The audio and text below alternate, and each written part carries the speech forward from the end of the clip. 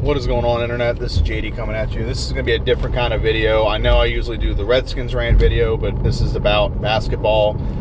So you can either not like it or just tune it out. I mean, it probably won't get that many views anyway because this is usually just a Redskins channel, but I'm going to talk about basketball.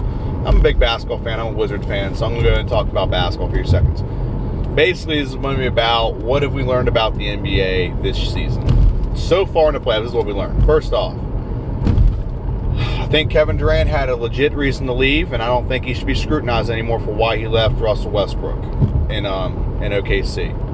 The reason why I think that is because I think Russell Westbrook has proven he can't play well with others.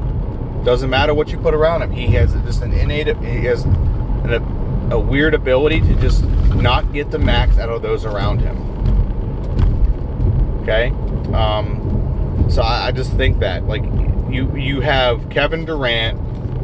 He's played with Kevin Durant, Serge Ibaka, okay, James Harden, and now he has Paul George and Carmelo Anthony.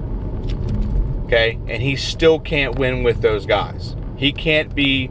The team can't be a consistent team with those guys. Now, you can blame a lot of things. I don't think the coaching is the greatest.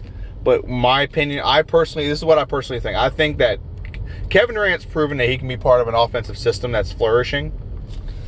I don't think you can say the same thing about Russell Westbrook. I think Russell Westbrook, what happens is the team has a set offense.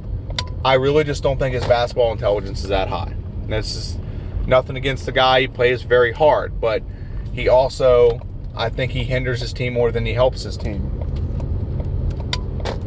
Okay? And the reason why I think that is because it just never seems like they have a cohesive offensive strategy. They don't run consistent plays when he plays. It just seems like complete isolation and chaos. Pick and roll, isolation, pick and roll, isolation. Okay? Melo really couldn't do much with this offense. I mean, Paul George is he fit in pretty well just because he was able to just hit shots whenever he got his opportunities. But I don't think Russell Westbrook comes down and like calls plays. I think he just comes down and like, I'm going to decide if I'm going to shoot it or I'll pass someone else to shoot it. And he had the same issue when he played with Kevin Durant. Okay? So I'm going to turn the AC on a little bit. Okay? So I just, that's my personal belief. You don't have to believe me. You don't have to, take my opinion with a grain of salt, whatever you want to call it. That's just my opinion of Russell Westbrook. He's a great, talented player. I'm not taking that away from him. But I think it's just his mindset is just very hard to play with. Okay, and I don't think you can win a championship around him. He pulls too much. He tries to do too much, and he lets his emotions get the best of him. He just can't control himself, and he also just doesn't want to fit with a team cohesive strategy or anything like that. So that being said, what have we also learned? Well, I don't know if this is going to happen yet. Last night, LeBron James and the Cleveland Cavaliers lost to the Pacers to force a Game 7. What have we learned about that?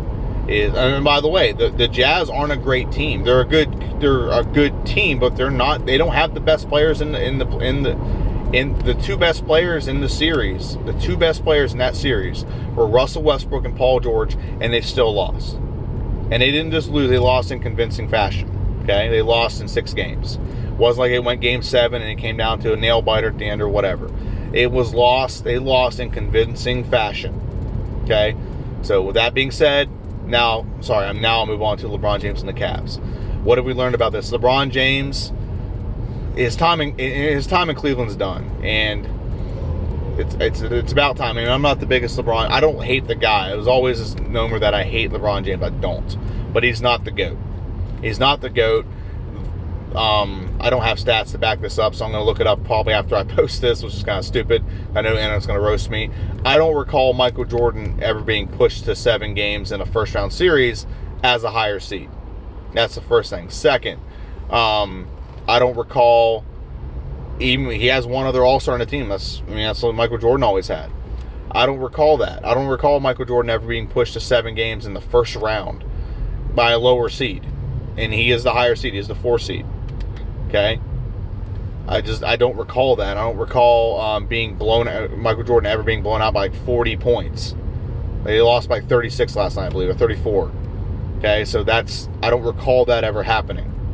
Okay, so this is I hope he doesn't get out of the first round personally. I really do. I hope he doesn't get out of the first round, so they can finally get rid of this no LeBron James never lost in the first round bullshit. He's done in Cleveland. He didn't do his thing to keep Kyrie Irving, so now he doesn't have a closer on his team. He had a three the other night to like win the game. He got away with a block or a goaltend, and everyone and his mother like, oh, they didn't call it. Oh my God, I'm tired of that excuse whenever it comes to LeBron James. They don't call things, so it doesn't count. Okay, he runs people over and throws the ball at the hoop and gets free throws. Those are charges. He walks. It's a walk. Basketball is a game where you have technical things like that need to be called. They don't call it. He walks all the time. Every time he has the ball, he walks. Okay? Sorry, I'm getting on a tangent here. But those are things that need to be called. He should have got called for that. To the pressure. There was no pressure on that shot. If he'd have missed it, gone overtime. If they would have called a goaltend like they should have on that block, on the Victor Oladipo block, I guarantee you wouldn't have hit that shot. He'd have probably bricked it, and they'd have lost the game. Just my personal opinion. Because if you put a little bit of pressure on it, LeBron James, he's not going to hit that shot. I'm sorry, he's just not. So, that being said, I'll move on to another team.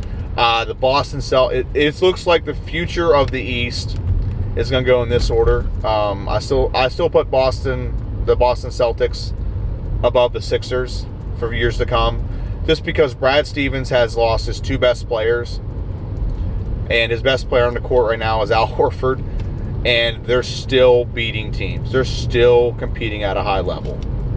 Okay, they're still taking the Milwaukee Bucks with the Greek Freak to 7 games, and they don't even have an all-star on the floor right now. Maybe Al Horford's an all-star this year. I don't remember if he made it or not.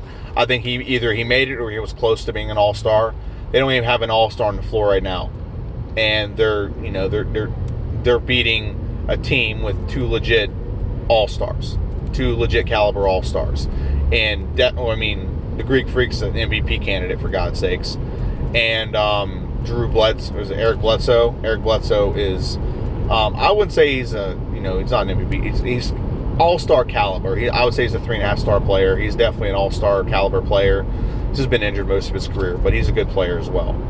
So, Boston, and then the next team is the 76ers. Now, that's pending health. I mean, you got Joel Embiid. He's only played like 90 games in his entire career, and he's been in the league for like 4 years, 3 or 4 years. So you got to factor that in. If he can stay healthy, yeah, they're going to be good because they got a good, solid 6'10" point forward in what's his name, Ben Simmons, and then you got a solid, probably the best fundamental center in the game in Joel Embiid. Well, give him more time that he's the best. I still think Boogie Cousins is probably, or DeMarcus Cousins is the best when it comes to their ability. And then those are the top two. And then the third, I mean, with the way Victor Oladipo has played, if they just build around him, I mean, the Pacers can do well. They can obviously get a good player and sign him and just add to the team and make them better. Wizards, God, I'm so frustrated with the Wizards. I'm going to go on a tangent for 5 seconds. The Washington Wizards played like hot freaking garbage last night. They had no hustle. Okay, the offensive rebounds. They gave 8 offensive rebounds in the fourth quarter. That told me that they did not want to win. They had a lead with 5 minutes left to go, or in the fourth quarter of both the last 2 games, and they blew it. Okay?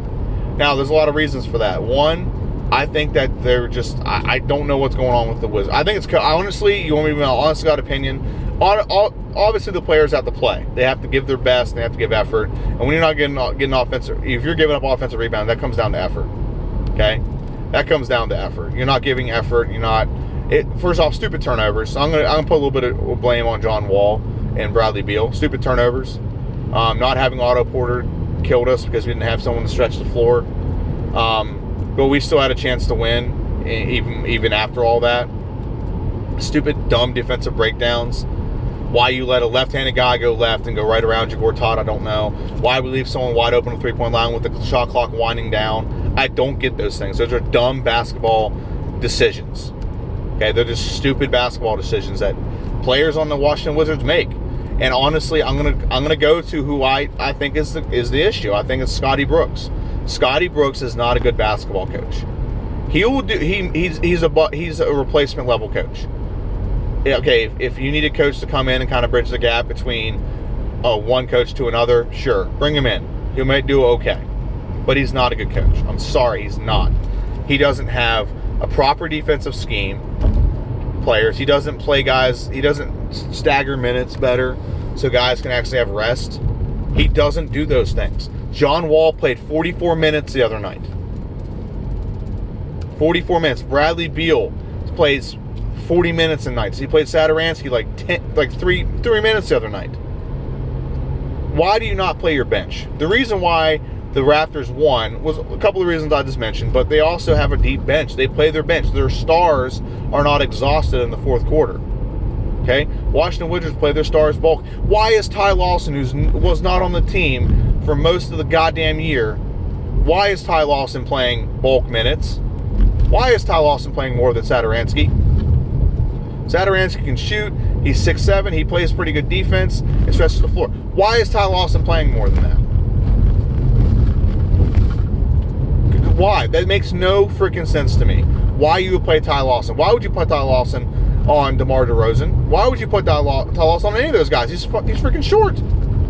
Yeah, he played well. Am I mad that he played? No, I'm not mad that he joined the team and played, because I think he played very well in the series. But there's no reason in the fourth quarter you should have him on the court and not have Satoransky or Kelly Oubre in. It makes no goddamn sense. I'm sorry.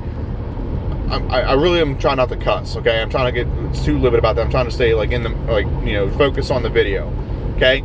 But it's just stupid things like that are just, that's why he should not be our head coach. I'm sorry, he needs fired. He needs fired today, okay? He is not coaching that team to the capability, to their fullest potential, okay? He does not have a set offense in place. They rarely ever run plays, okay? They're just they're just like the Thunder. Okay, they're similar to the Thunder. They don't have a cohesive offense. And Scotty Brooks never had an offense with the Thunder either. It was isolation. Okay, Durant's turn to shoot. Now Westbrook's turn to shoot. Instead, now it's Beal's turn to shoot, and then it goes to John Wall's turn to shoot. Okay, so they rotate around those things, and I don't think that's smart. You need to have a cohesive offense. So the offensive coach, I don't know who I want. We need something that with some kind of ball movement, some kind of flow. And honestly, I don't dislike Gortat. He's been a solid center for us. You can replace him with someone a lot better.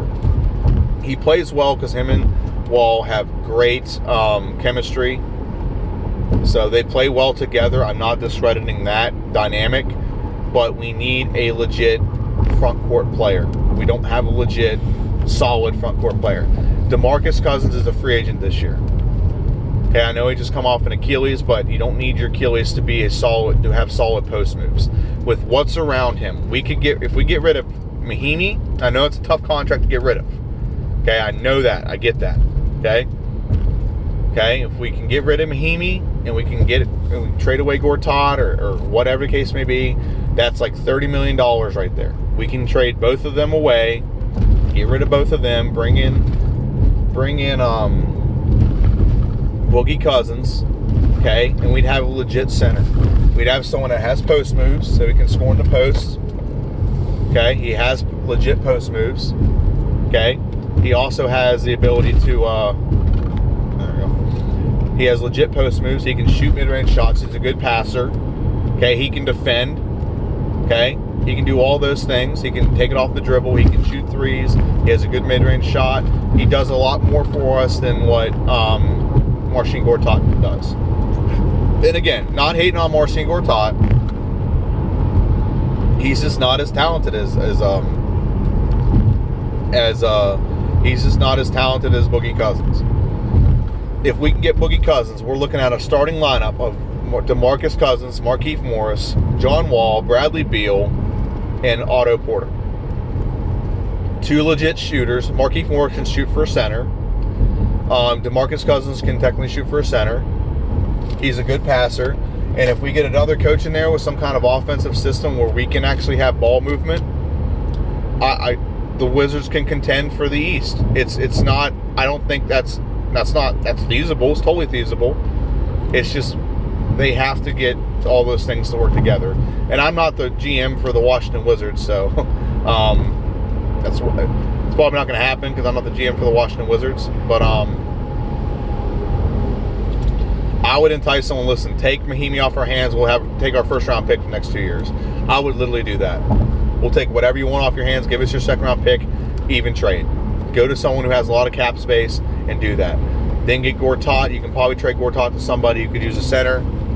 I don't know who, but we need a cohesive offensive system. So get rid of Scotty Brooks. I don't know what coach to bring in. I really don't.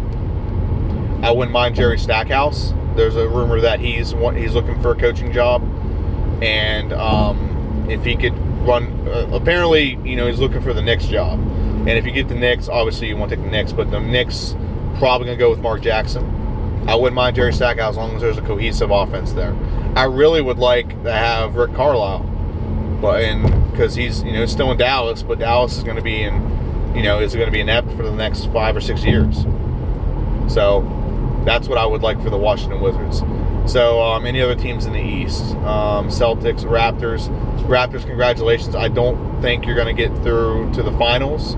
I think once you hit the 76ers, I think you're done. I think 76ers are going to blow through the Boston Celtics this year because they don't have any of their superstars. And this is what's going to happen. They're going to blow through them. They're going to destroy them. And then they're going to beat you in the Western Conference Finals, and they can defend. They're a lot longer than us, and we gave you problems at times. So, yeah, that's how I see the East playing out. I think the 76ers are going to go to the NBA Finals, unless somehow maybe Pacers. I mean, they're all riding a high horse right now. They're playing great. They might be able to do it. We'll see. But, and in the Western Conference, you have Houston. They really haven't played their best basketball, but there might be a reason for that. Mike D'Antoni teams tend to have an issue where in the playoffs they actually, they lose a lot of the gas because he plays so many minutes, players on so many minutes. Chris Paul's older. James Harden's not older, but he does get gas because he does so much for the offense. That's been the issue the last few years. And not to mention what's also happening in the West is you have Golden State. Steph Curry's coming back. They had a couple injuries, and they still beat the Spurs. Honestly, here's what I think LeBron should. If I was LeBron, this would be the best decision for him. And I know he's not going to do this. He might. I don't know. But the best decision to go for the Spurs. Greg Popovich will make it so he can play for the next 5 years at a high level because he won't play him so many minutes. And he'll build the team around him will be able to play without him and win without him. So he won't have to play that many minutes just to make the playoffs. He can literally probably play 25 minutes a game and still be successful. And he'll have nights off and games he doesn't have to play, which is what LeBron James wants anyway. And he'll put himself in a position to win. Do I think he will win? It'd be hard. But with Greg Popovich as the coach, that'll prolong his career another 5 or 6 years. At least another 2 or 3. I can at least say that at a high level. That's what I would do if I was him. The Jazz need to add themselves an all-star player. Donovan Mitchell, I think that's his name. Yeah, Donovan Mitchell was my Rookie of the Year. MVP this year for me is James Harden. I think that's a no-brainer. It's not even close. And I'm going to go and comment on this for a second. I'm tired of ESPN and Fox Sports 1 dumbass analysts. Okay, this is what was said yesterday by Nick Wright. Okay, he is, if you don't know who Nick Wright is, he is a sports analyst on or an NBA or just a talk show guy, whatever you want to call him. I wouldn't call him a sports analyst because he has no concept of how sports actually work. Really doesn't. He said yesterday, this is what he said. He really just backed himself in his own corner, and no one on the show called him out on it. He's had this narrative for a while that LeBron James is the best player ever. So yada yada yada. And it's so wrong on so many levels. I can't get into it. I'd have to make my own separate video about that, just to go through all of the poke holes and all of his dumbass logic. But he literally tried to make the case on the show that because LeBron James beat a 60-win Atlanta Hawks team a couple years ago, that he was making that up to be one of the greatest accomplishments he's ever done. And I looked at him like, oh really? So the fact that LeBron James beat a 60-win bad team in the bad Eastern Conference, you're going to try to pump that up as being something special. And then I immediately went to Facebook and I'm like, if you're going to do that, then when LeBron James loses in the Eastern Conference Finals because he didn't properly he lost back-to-back years. One wasn't even in the Eastern Conference. The one was in the semifinals in the East. Back-to-back years on a 60-plus win team. Back-to-back years didn't make the finals. So you're gonna say that because you're a 60-win team, that's in it. That it's some kind of, you beat a 60-win, that's praise. But when you're on a 60-win team that can't make the finals, you have an excuse in your back pocket. Don't like that. And then Max Kellerman is just pumping up LeBron James. He's hedging his bet, and I'll tell you exactly what it is. I'm putting on here before it happens. If LeBron James loses to, let's say he gets to the finals, or let's say he plays the Rockets or Raptors and he gets to the finals, what he's doing is all off season, all this season, he's been pumping up he's been pumping up the Raptors to be like this great team. They're not a great team. They're an okay team for the East. They're a good team for the East, but they're not a great team. He's pumping them up. Here's why. If LeBron James loses to them, let's say he beats the Pacers. Let's not even think about the fact that he might not beat the Pacers. Let's think for a second that he beats the Pacers, he gets the next round. He's pumping them up so that if LeBron James loses, he's going to turn around and say, well, yeah, he's going to lose. Look how good this team is, yada, yada, yada, yada. Okay? But in the same breath, he'll turn around, but if they win, like, oh, look how great this team is. LeBron James beat this great team. He's hedging his bet so that whenever LeBron James loses to them, look, yeah, he lost. Look how great this team is. And then he's going to turn around in the same breath if he wins and say, look how great this team was that LeBron James. He's hedging his bet. I'm putting it out here now. It's exactly what will happen. Okay? Now, if LeBron James doesn't get out of the first round, that's going to be something completely different, and we'll come across that whenever it happens. But that's exactly what he's doing. I'll put money on that to anyone who will take that bet. That's exactly what Max Kellerman's doing. And Stephen A. Smith on First Take is holding him like, no. He's the best player in the world. These are not teams that are elite. They are good teams, but not elite. He should still be able to overcome those. And Max Kellerman's got a built-in excuse for if they don't succeed. It's exactly what's happening. So without further ado, that is my video. Let's see if there's anyone else I didn't talk about in the West. The Pelicans. Anthony Davis would be the second MVP, right? He's the best player in the playoffs right now. Him and Victor Oladipo like 1 and 2. I don't think they're obviously not gonna beat Golden State Warriors, but Anthony Davis is playing amazing. I think the way he's playing now, he's gonna draw. I think Paul George should go there. Paul George, he's gonna be a free agent next year. Paul George should go to the Pelicans, or it wouldn't be a bad idea for him to go to. I mean, the Sixers would be a good choice. I know he wants to go to LA. LA is not gonna be good for another 4 years.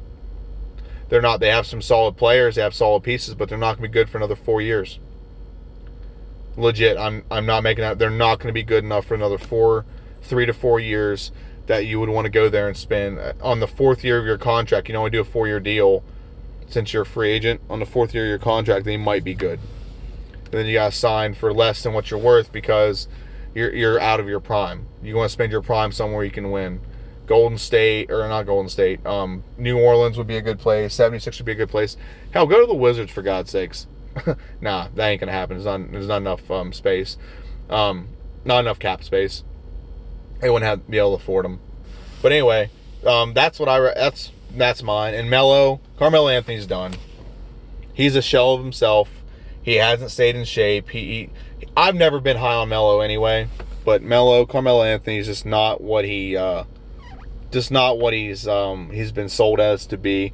Him, Dwayne Wade, and LeBron James came in the league the same exact year, and he's been subpar since I've always thought he's underachieved. He's never been a great player, in my opinion. But that's just my opinion. So this is my video. It'll be on Redskins Rant. You don't have to watch it. You can just share it if you like sports, but it's about the NBA. All right?